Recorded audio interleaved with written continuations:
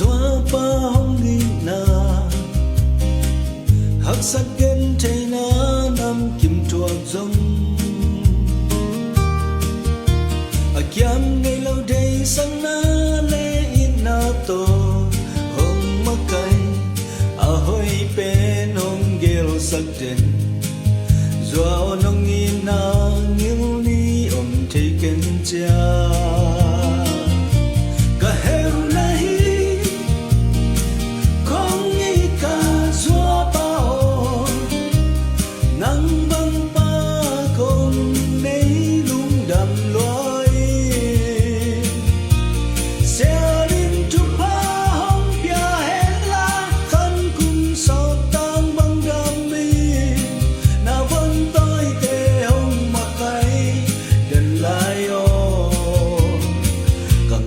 Zoa pao sen quang la ka kamai zum din nang dei lo man ni nei lo pi pi sang nong ka saka tu hil na mang lo in tua lo din tu ka tua hun chang nang monin kamai ki kham min dai tên na hong cho khi cả heo nay không nghĩ cả xóa bao nắng băng pa con nấy lung đầm loài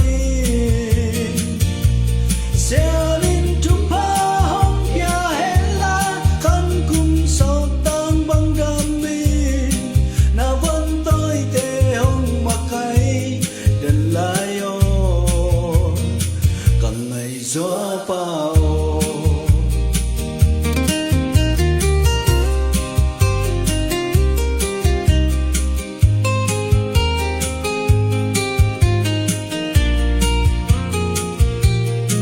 nong tu hil na mang lo in ke mau bang ka gam ta zong kam mai lan din to pa kyang hong tum sak den Pasiang zia tôi na hong lắc cả zoa bao cần mô na te hong mai sakin la nun ze lan ba